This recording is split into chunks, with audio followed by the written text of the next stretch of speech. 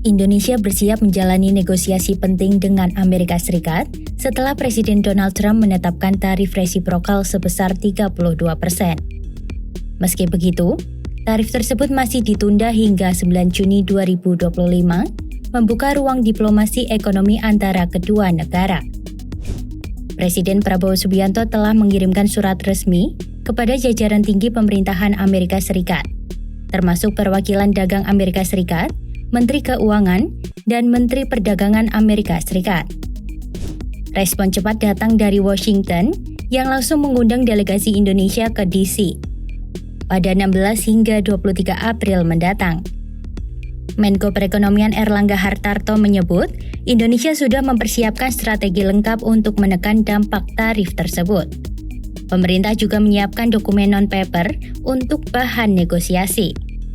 Delegasi Indonesia yang akan bertolak ke Amerika Serikat dipimpin langsung oleh 3 menteri utama, yaitu Menteri Luar Negeri Sugiono, Menteri Keuangan Sri Mulyani Indrawati, dan Menteri Koordinator Bidang Perekonomian Erlangga Hartarto. Ketiganya akan didampingi oleh Wakil Menteri Luar Negeri Armanata Nasir, Wakil Menteri Keuangan Thomas Ciwandono, serta Wakil Ketua Dewan Ekonomi Nasional Mari Elka Pangestu.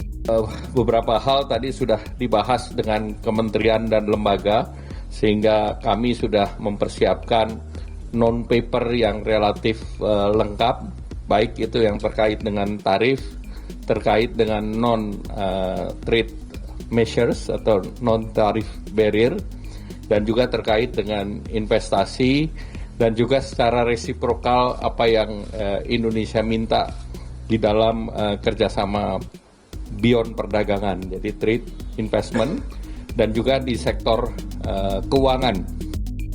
Lalu, apa saja strategi yang akan dibawa oleh pemerintah Indonesia dalam perundingan ini?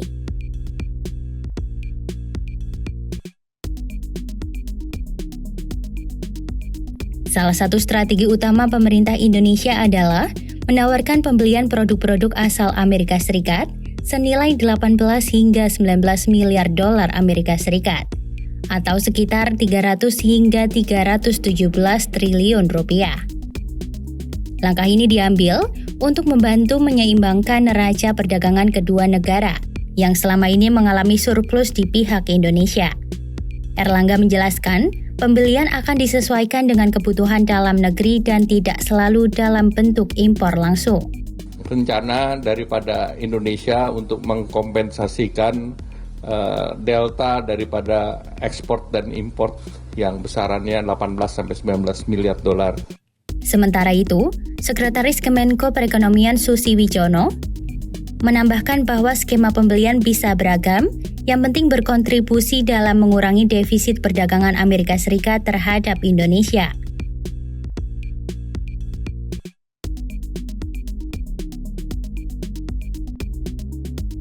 Strategi lainnya adalah mendorong perusahaan-perusahaan Indonesia untuk berinvestasi langsung di Amerika. Selain membuka peluang bisnis baru, langkah ini diharapkan bisa meredakan tensi dagang, sekaligus memperkuat kerjasama ekonomi jangka panjang. Nama-nama perusahaan yang akan berinvestasi masih dirahasiakan, menunggu hasil pembicaraan lebih lanjut di Washington. Dan secara teknis juga Indonesia juga akan ada selain mengundang investasi Amerika di Indonesia, Indonesia juga akan ada perusahaan yang akan invest di Amerika. Sehingga seluruhnya tentu tergantung daripada pembicaraan nanti.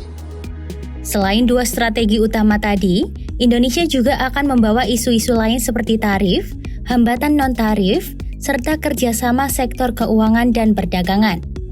Erlangga menegaskan, Indonesia termasuk negara pertama yang mendapat kesempatan berdialog langsung dengan Washington, dan pemerintah menaruh harapan besar agar negosiasi ini bisa mencegah tarif diberlakukan, sekaligus memperkuat hubungan dagang bilateral.